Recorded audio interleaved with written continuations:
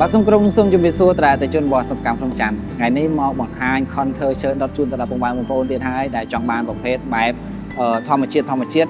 បែកអឺរ៉ុបតែម្ដងប្រភេទនេះគឺຂະຫນាតរបស់វាធំមែនទែនបាទហើយកម្ពស់វាក៏ខ្ពស់ដែរហើយបងដែលគាត់មានតម្រូវការដោយដែលភ្ញៀវខ្ញុំបានកំងនេះក៏អាចកំងបានຂະຫນាតរបស់វាទំហំរបស់វាគឺកម្ពស់ 1.30 ម៉ែត្រ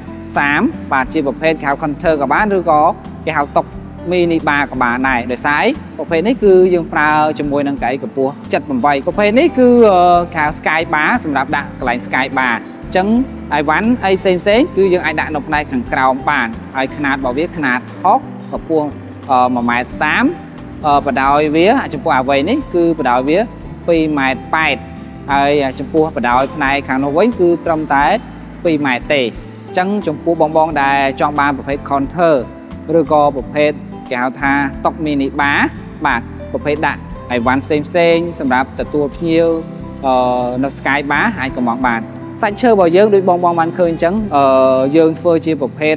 ឈើដុតបាទយើងយកមកដុតដើម្បីបង្កើននៅសម្រស់វាកាន់តែស្រស់ស្អាតហើយប្រភេទឈើដុតនេះភាគច្រើនគឺជនជាតិបាទពិតគឺជនជាតិគាត់កំងមែនជនជាតិប៉ៃអឺរ៉ុបគាត់កំងសម្រាប់ដាក់ហាងរបស់គាត់ហើយគាត់កំងយើងមួយសាហើយជាប្រភេទក្រេម៉ាសាហើយគាត់បន្ថែមការកំងជាប្រភេទ Counter ឬក៏តុកមីនីបានេះជាមួយនឹងកៅអីរបស់គាត់ថែមទៀតដោយសារកៅអីយើងបានរៀបចំឲ្យគាត់រួចរាល់ហើយនៅតែ Counter ទេហើយប្រភេទ Counter ដូចបងបានជើអញ្ចឹងគឺយើងប្រើឈើស្រល់សម្រាប់យកមកធ្វើហើយតុកនេះផងដែរកម្ពស់របស់យើងជាទូទៅកម្ពស់អាស៊ីរៀងទាបអញ្ចឹងគាត់កំងបែបកម្ពស់ប៉ៃអឺរ៉ុបអញ្ចឹងរៀងខ្ពស់បន្តិចហើយប្រភេទនេះគឺយើងមានប្រឡោះដាក់អីវ៉ាន់ច្រើនមែនទែនទាំងផ្នែកខាងក្នុងរបស់វានេះអញ្ចឹងបងដែលគាត់ចង់បានប្រភេទCounter សម្រាប់ដាក់អីវ៉ាន់ជាប្រភេទស្រាឬក៏ប្រភេទផ្សេងអាចកំងបានចំពោះ Counter